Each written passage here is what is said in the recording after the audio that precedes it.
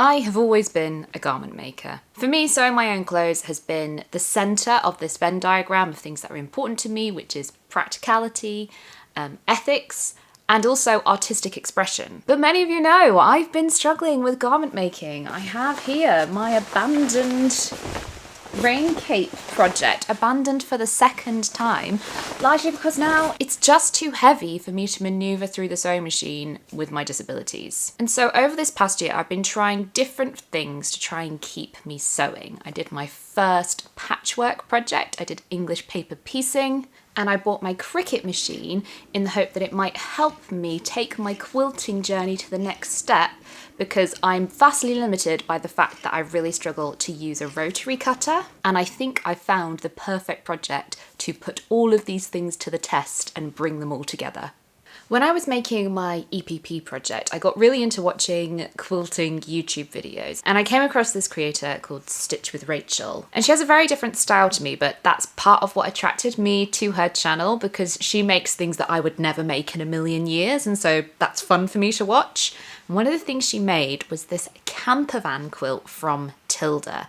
And I saw that and I went, that would be the most perfect gift for some friends of mine who have a camper van. So I went to the Tilda website and I looked up the pattern because it's a free pattern, and it said difficulty level 3 out of 3, challenging. And I was like, okay, Claude, wind your neck in. You've literally never made a quilt before and you want to start with one that is labelled as the most difficult option. And then I saw that actually Tilda have a pattern for coordinating camper van pillows. And I thought that is perfect because it's much more manageable for me to do than a whole quilt, particularly because part of the reason I've been struggling to sew my rain cape is the size of it, and a quilt would be even bigger. Pillows, much more manageable. So I have ordered the fabrics. Here they are. I was so naive. Quilting is so expensive. This was a lot. I think this was nearly £100 delivered. And I was like, wow, that's a generous gift.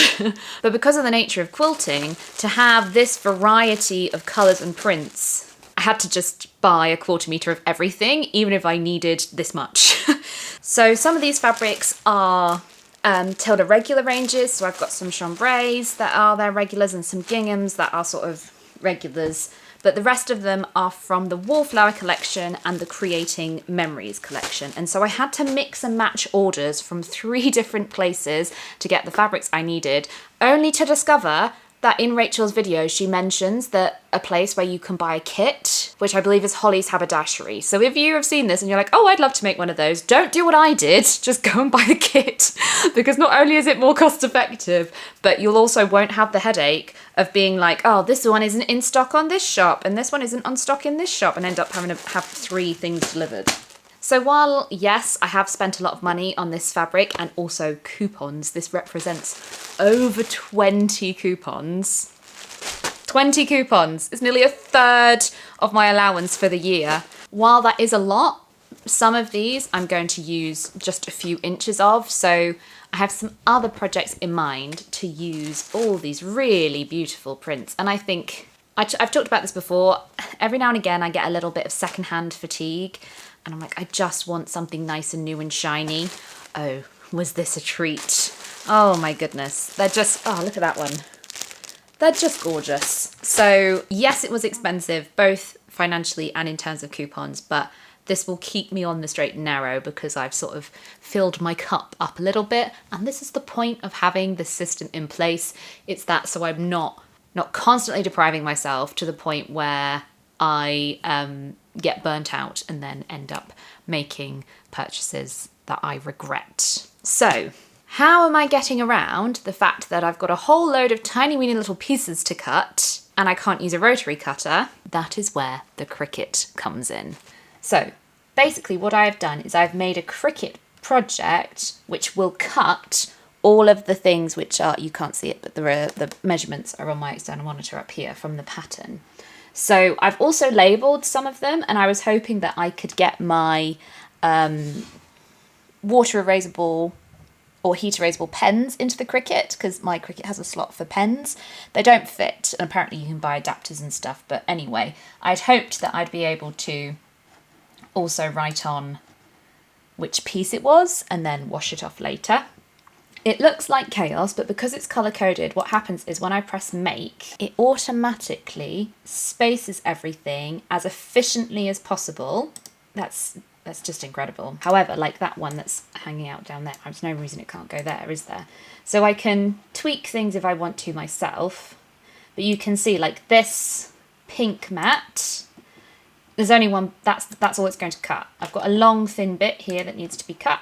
I've got 2 squares there. This one's the smallest one. It's literally 1 inch by 2 inch. And so what I can do, or what I'm hoping I can do, is just put the fabric on my fabric cutting mat, press go on the Cricut, and everything will be cut perfectly and crucially accurately. And I don't need to use a rotary cutter. I'm thinking as I sit here, looking at my expensive fabric over there, looking at this, that I should probably do a test version and use scrap fabric to make sure, firstly, that I've got everything right and I haven't forgotten anything, but also that this is actually going to work. Okay, a new day. I did the sensible thing and I made a test version. Would you like to see it? I can't believe how well this worked. I'm so excited. Obviously you can see I had it, because I knew this was going to be a mock-up, I had it, the Cricut, right on some of the pieces. I mean, some of them are upside down and stuff. And a lot of the other pieces, I used my washable market. I just wrote it on as they came off the machine. And I found that really helpful. So I actually think this was so good for me to get my head around the sort of process of not only cutting this, but also sewing it together. So obviously I didn't film it because I don't film my first attempts. There's a lot wrong with this. And so that's also really useful for me because I know what to do different with this version in my expensive fabric. So today I've brought the Cricut over here. I've got my big cutting mat, I've got my iPad. So I think that's what I'm going to do instead. I think this will make it a lot easier for me. I also have to figure out and remember which fabrics are for which bit. That's going to be the really tricky bit about this version. But shall I show you how all of this works? To start with, I ironed all the fabrics to remove fold lines and creases. Any of the fabrics that I only needed a small piece of, I cut down to an appropriate size, just slightly bigger than the finished dimensions so as not to waste too much fabric.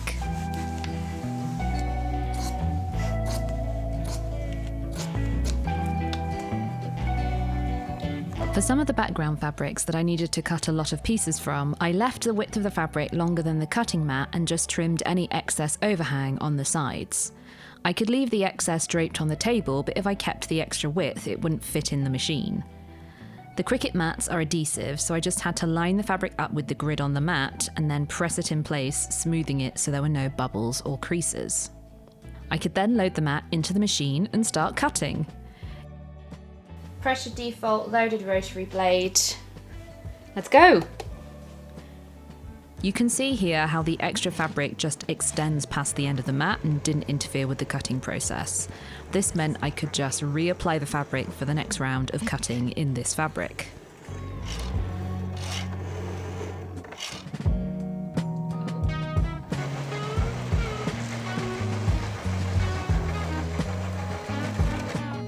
And that's it.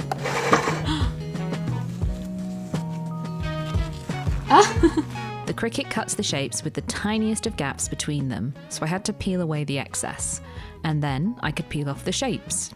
So, there we are, that's better. So these two are the top and the bottom of the border, and then we have the 2 side pieces. And then I've got the little ones. These become little snowball corners. Before I could cut again, I had to clean the mat. This is important so the mat doesn't lose its stickiness. I find a combination of the scraper and a lint roller most effective, but sometimes you do just have to use soap and water. I could then reapply my background fabric for the next cut.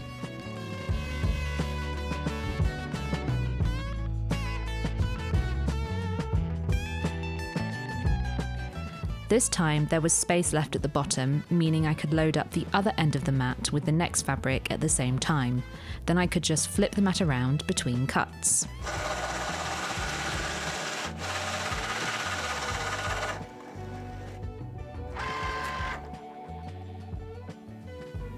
Okay, here we go again.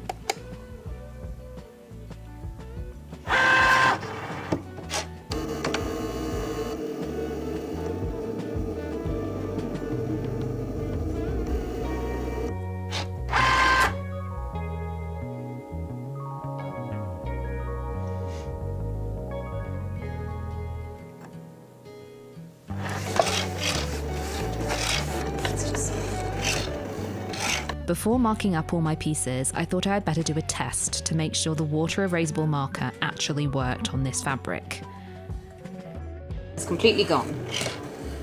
Okay, that's good. Then, all I had to do was keep an eye on the machine, make sure I loaded the correct fabric to correspond to the design, and let the Cricut do all the work. I had to do a little bit of troubleshooting. It crashed at one point, and as the cutting went on, the mats got less sticky from all the fluff. But it all went relatively smoothly. I have no idea if this was quicker than if I'd done it myself, but it was certainly less strenuous for me.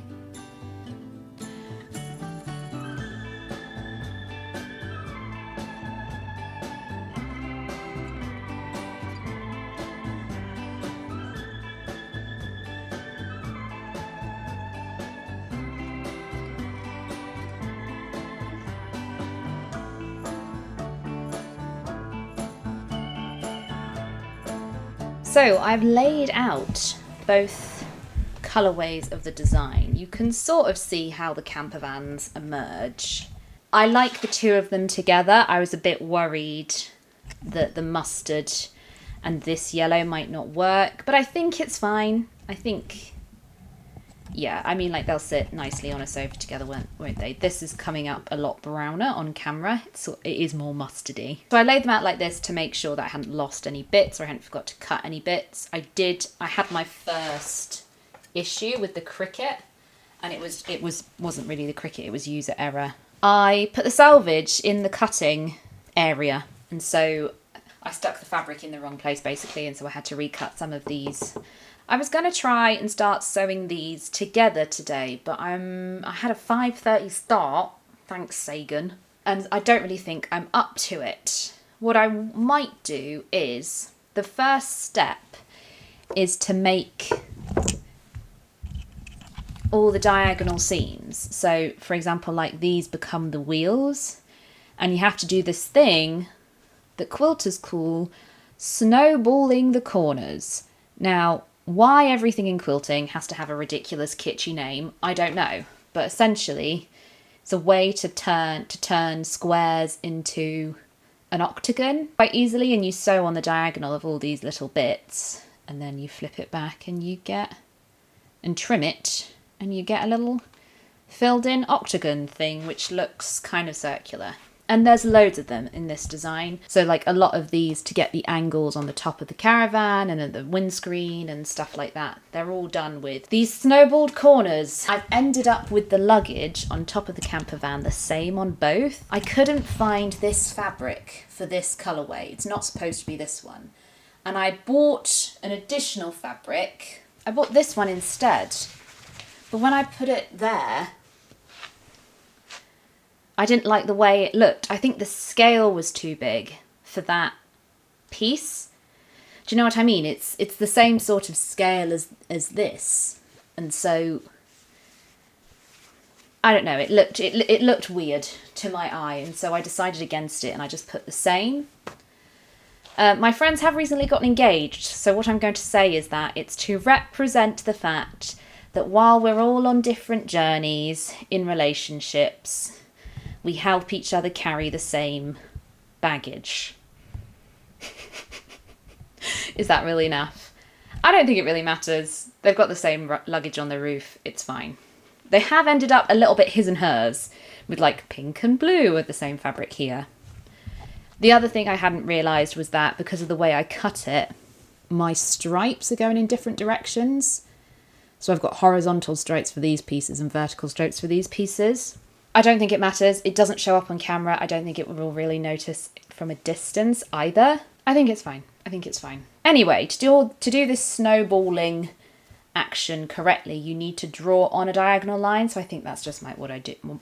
Might just be what I do now, is I just sit here and draw on all these diagonal lines, and that might be enough for me today. I tried to be as accurate as possible marking these diagonal lines. I knew that accuracy is so important in quilting, and so I really took my time. Plus, marking up pattern pieces is one of my favourite sewing tasks, so I was enjoying myself anyway.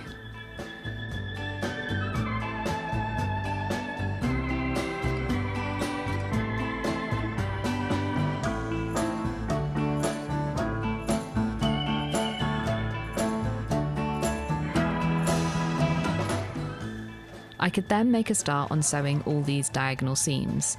They were really fiddly, especially these tiny ones that make the spare wheel at the front of the camper. Oh boy, my machine kept trying to suck them into the plate. I had changed the needle and cleaned the machine beforehand as well, but I think with tiny pieces like this, it's just par for the course. I found this magnetic seam gauge, which I used to try and help me sew an accurate 1/4 inch seam, but I think it was actually a bit more of a hindrance. Being a Swiss company, my Bernina machine isn't ideal for imperial measurements. The foot is too wide to use the edge of the foot as a guide, and the seam markings on the stitch plate are in both inches and millimetres, so it can get a bit confusing. I'm also just not used to eyeballing anything this small, or even manoeuvring tiny bits through a machine like this. I'm looking forward to doing it again so I can improve, but I felt the pressure to get this right on this project. I did a few other seams while I was at it, not just the snowballed corners, but there was only so far I could go before I needed to start ironing.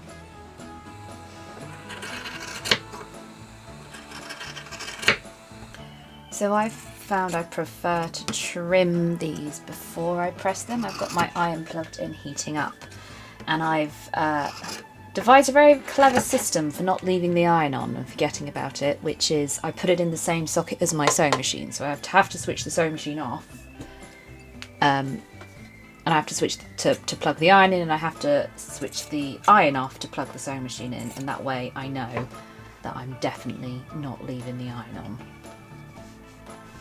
We set the seams, we roll it back. All the seams. As I was ironing the little triangles into position, I realised something. What happened there? Oh no. No. One of my striped corners was going in the wrong direction. Should have checked that before I cut it, shouldn't I? I knew I would have to unpick it, but I carried on for now. I used my practice version to decide which way I should press the seam allowances to avoid bulk. It wasn't always possible to press to the darker or more opaque side and reduce bulk, so I decided on a case-by-case basis. The blue background fabric, for example, was much less forgiving than the mustard. I also realised I'd gotten confused and stitched these 3 rectangles together in the wrong order, on both colourways. They would also have to be unpicked and redone. Not a very successful first session, and then I realised I'd lost a piece. Also, there should be another one of these.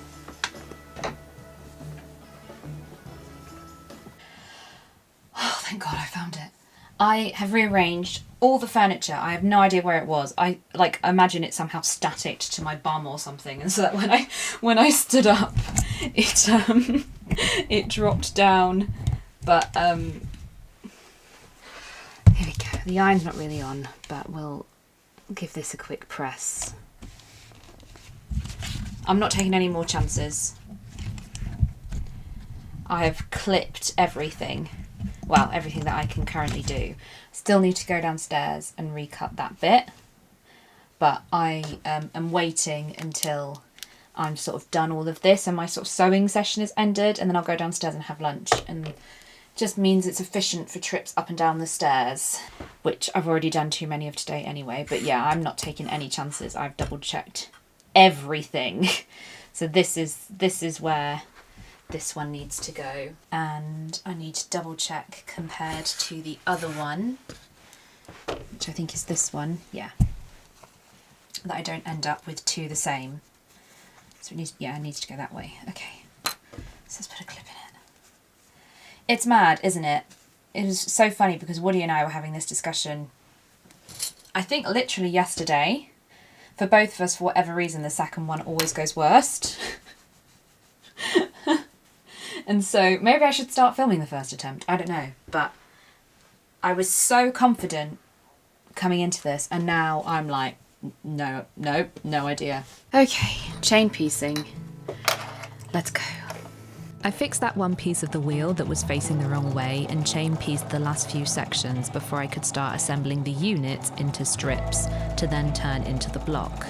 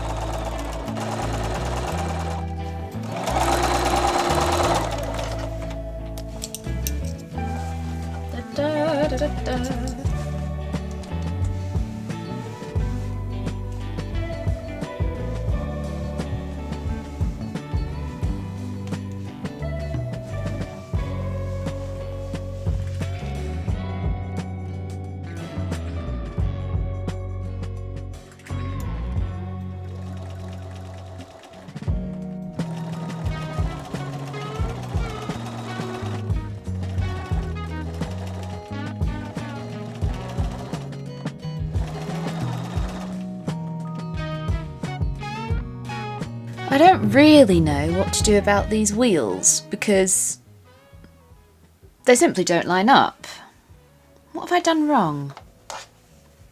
I mean, there is all right, but then look at how far that one how far out that one is.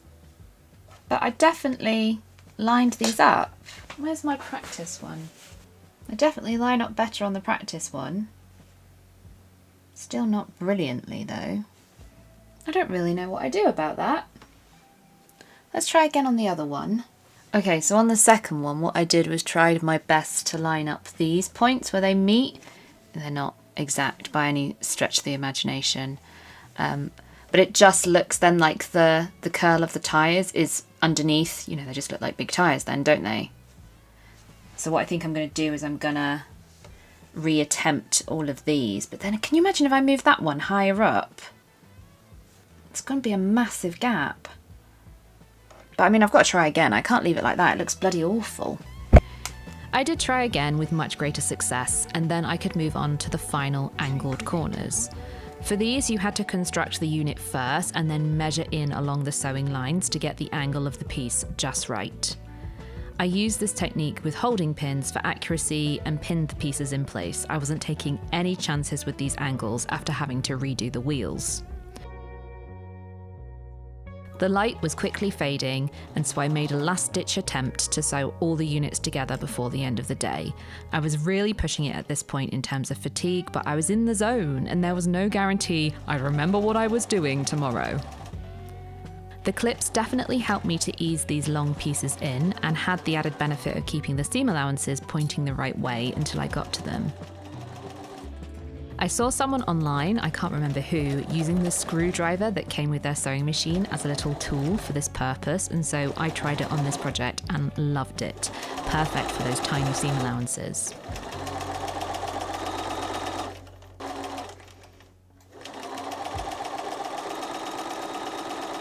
Hello, it's a new day. I overdid it yesterday. What a surprise.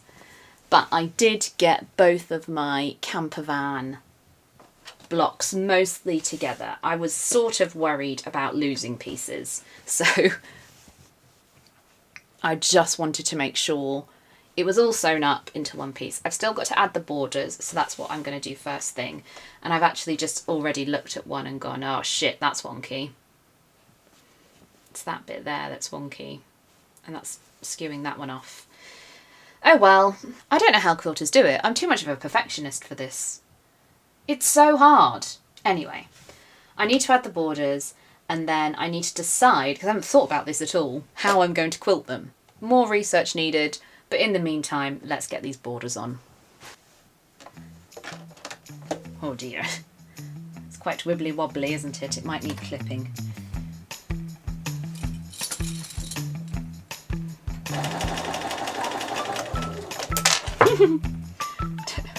So weak in the fingers at the minute, that keeps happening.